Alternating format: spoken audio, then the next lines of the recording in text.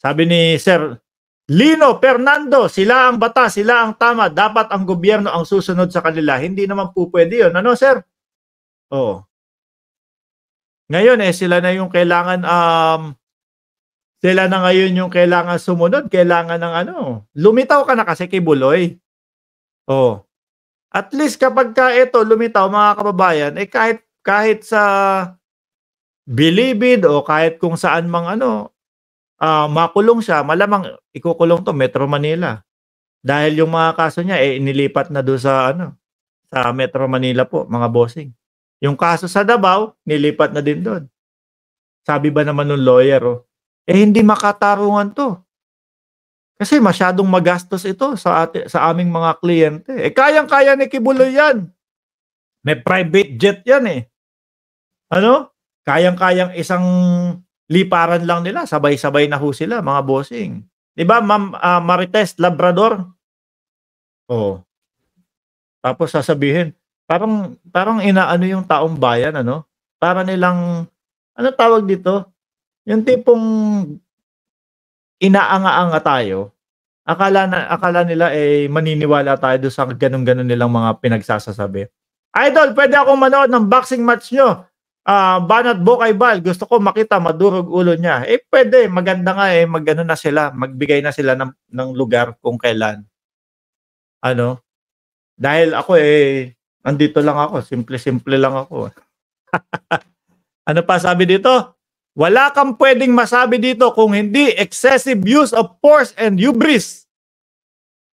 Napuwersa ba ang mga kapulisan? O sila yung pinwersa?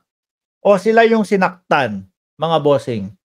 Ayan yung video ni Mima Alicia, mga kababayan. Sandali lang. Yung video na galing kay Mima Alicia, mga bossing. Yung mga kapulisan, binibiyaho. Nung mga fans ni Kibuloy.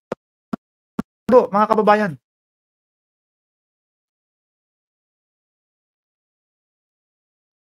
Nakita ko ho sa inyo, mga bossing.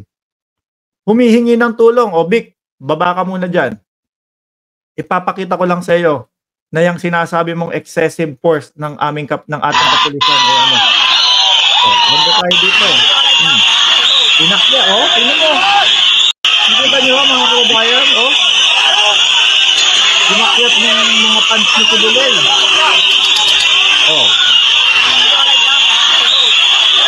Diba?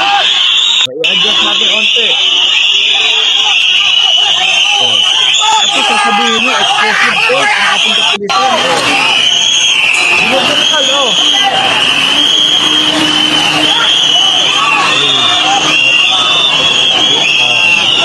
Sa ibang bansa, nangyari yung ganyan. Bubuntalin mo yung mga kapulisan. Tapos nakating mo na rin ang ating mga kapulisan. Sasabihin, naku, nargabyado ho kami dun. Naku, ako ho ay pinagpapalo doon, mga kababayan. No? Ituloy natin.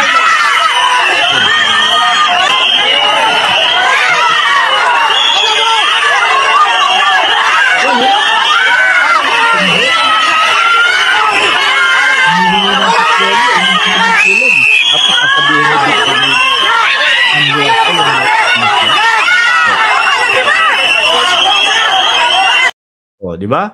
Sabi ni Richard Hernandez, mga bugok po ba yang bayaran niyang mga yan na harang sa pag-aresto kay Kibuloy?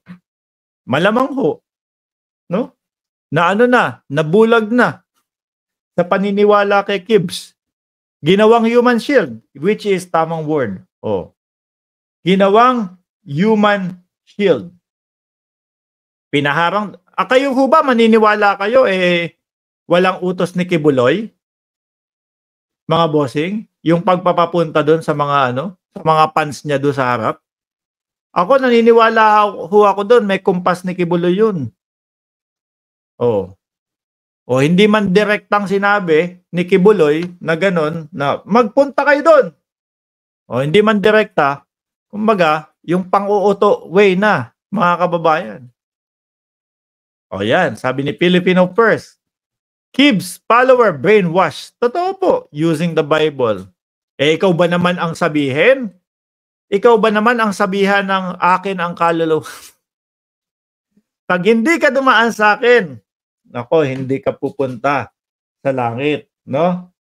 'Pagka ano, o yung mga gano'ng mga sinasabi ni Kibuloy, mga bossing, mga tinamaan na ng lintik, ano po. Pag-aralan yung video at kasuhan ng mga obstruction of justice ng malinaw 'yan. Correct. Ako dapat madamay na yung mga 'yan. Masama na din sa paghuhulihin 'yan, pagdadamputin din po 'yan mga kababayan, eh, 'no? Grabe mga kulto, ang tapang pero bandang huli totoo, 'yun nga po yung sinasabi ko sa TikTok, mga bossing. Nag-TikTok ako, sabi ko, "Wag kayong magsaya, 'no, kasi unang try pa lang 'yan. Baka mamaya yung helicopter na umiikot do'n, romoronda lang, pinag-aaralan kung saan ang lapagan." Ano? Pero, mga kababayan, um, sana doblehin pa yung dadating doon. Sana bukod dun sa sinasabi nilang 2 batalyon, gawing 10 batalyon para kuha na agad talaga. Meron naman silang dokumento, legal naman lahat ng gagawin. O, di ba? Eh, di hawiin lang yung mga tao talaga dun, o titigil kayo, hawi kayo, kailangan namin kunin si Kibuloy. Tapos sabay 4 na helicopter, bababa yung mga tao. Kapagka nilagyan nila ng kung ano, yung harang doon sa paglalapagan ng helicopter, oh, 'di ba, gumamit yung mga tao yung bumababa, oh, 10 gano'n.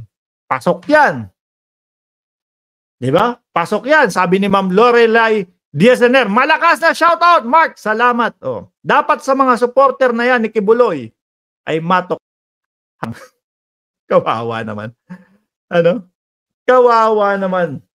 Oh, abang tayo, ay oo, aabangan natin 'yan mga kababayan. Yung pangalawa po, panigurado ako, sana ano, yung mga kapulisan natin matutong ano, lumaban, mga boss. Bakit ho? Sila na yung hinahampas, sumusunod lang naman po sila sa kanilang trabaho. Sila po yung binobomban, baliktad ho ang nangyari, eh. Ano po, parang nagmukhang kapulisan natin yung magulo pa, 'di ba, mga kababayan? Oh, isang hataw sa kanila nung sibilyan ni Kibuloy, nung pants ni Kibuloy, hatawin nila ng dalawa, oh, makulit ka, tuktukan nila, oh, makulit ka, Dahil ho, mga kababayan, kapag po patuloy ng ganyan ang gagawin nila, eh, mahirap hong hulihin 'yan, mahirap kuhanin 'yan. Oh, 'di ba? Itong grupo ni Vic Rodriguez talaga,